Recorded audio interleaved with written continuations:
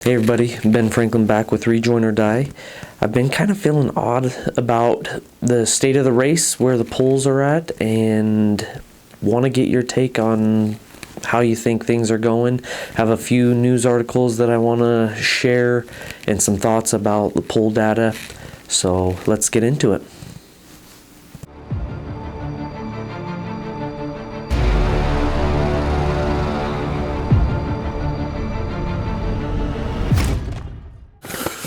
This week, as I've kind of gone through some of the polls and looked at the articles that have been put out recently, I've kind of got the same vibe that a lot of these outlets are calling for a Kamala Harris landslide, and want to get into that a little bit today. I've just felt like this polling cycle, the last little bit, has just felt odd, and that the narrative around them has not really made sense with what I'm seeing.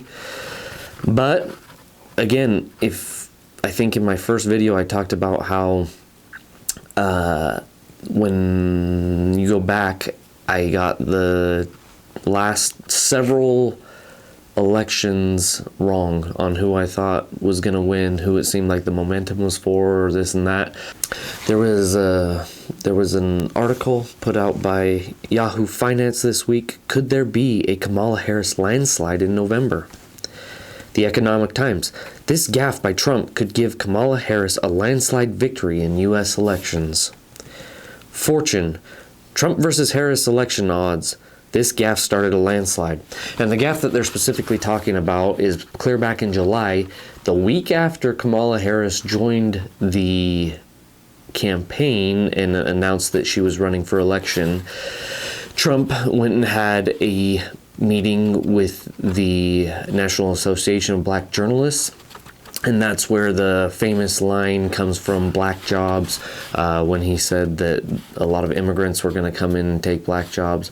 And they're specifically quoting data scientist Thomas Miller that says that's when all of the momentum shifted in Kamala Harris's favor.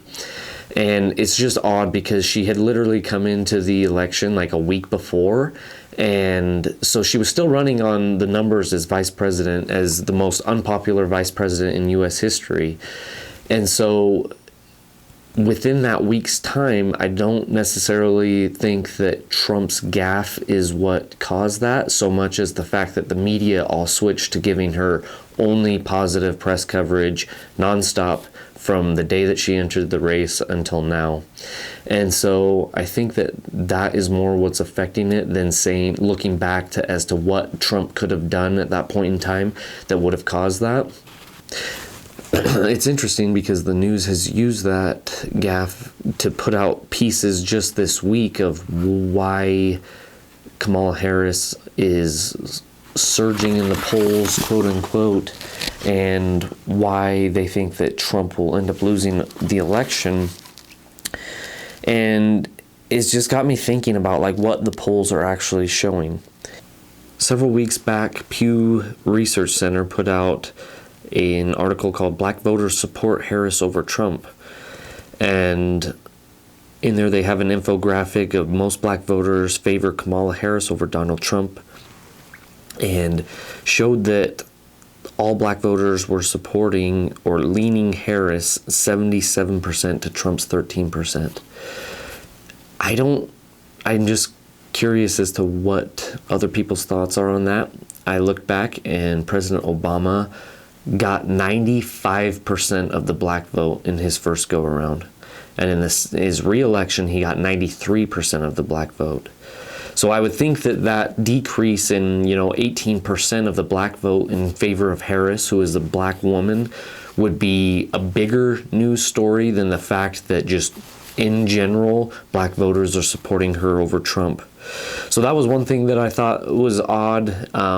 There has not been a lot of talk about it as far as I can tell in the research that I've been doing the past couple days. And the other thing is I want to take a look at the most recent poll data. So I went to 538 and just pulled it up just from today, as of September 30th. Harris is leading Trump by 2.8 points nationally. And I just want to take a look at some of those states that got flipped last time. And it has Harris ahead in Pennsylvania in the aggregate polling by 0.8. It has Donald Trump ahead in Arizona, 1.1%. In Georgia, it has Donald Trump ahead by 0.7%. In Nevada, it has Harris ahead by 1.4%. In North Carolina, it's basically dead even at 0.1% for Trump in the aggregate polling.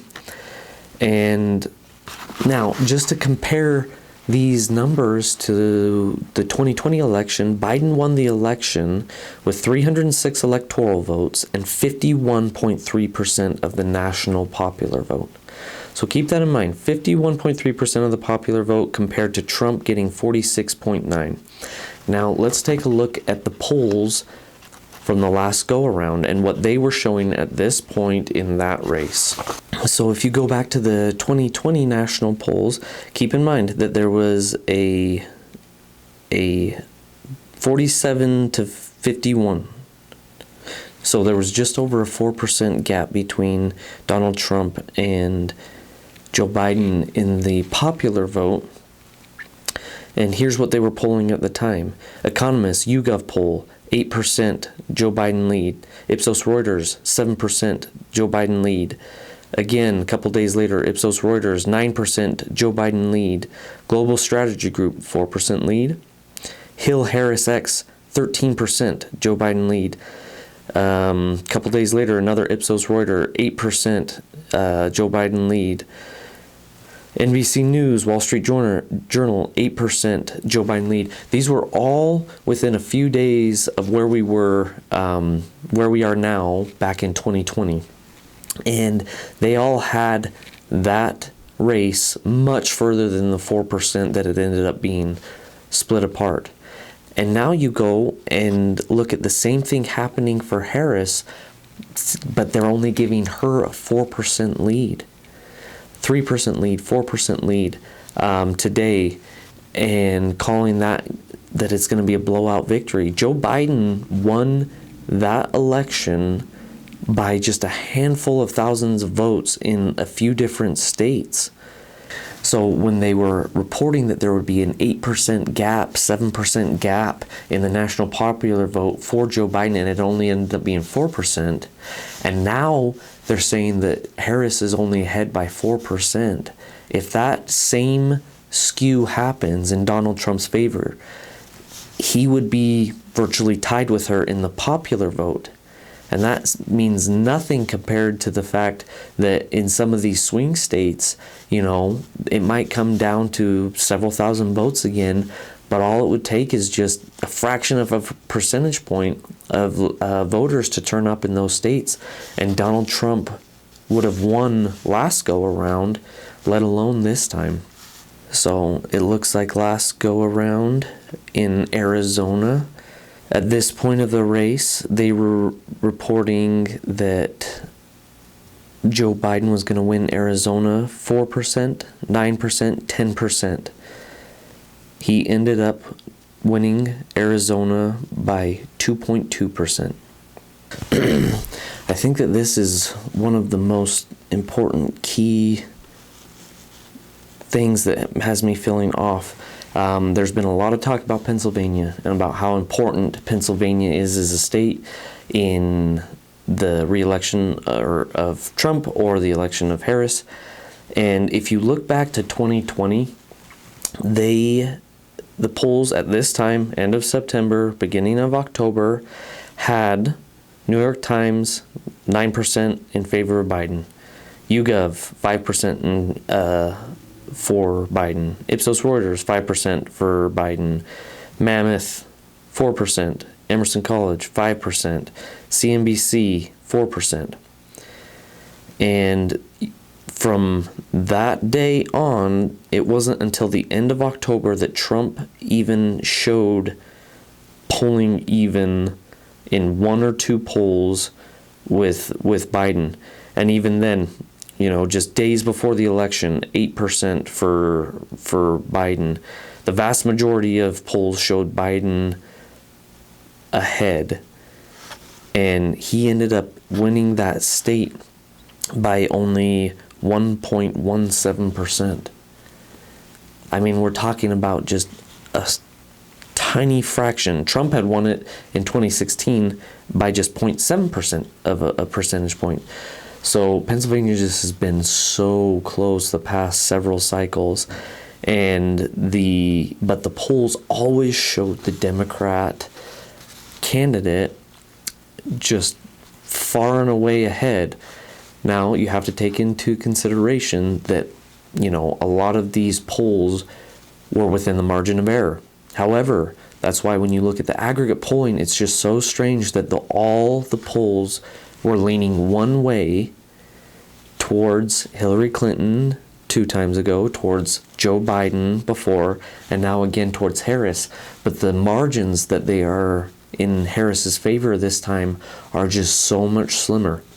So hopefully that means that they've adjusted their models and their polling models to give us more accurate results, because the Hillary Clinton one was just egregious. Those poll results were just wildly inaccurate, and they said that they had tried to adjust them in their polling last year.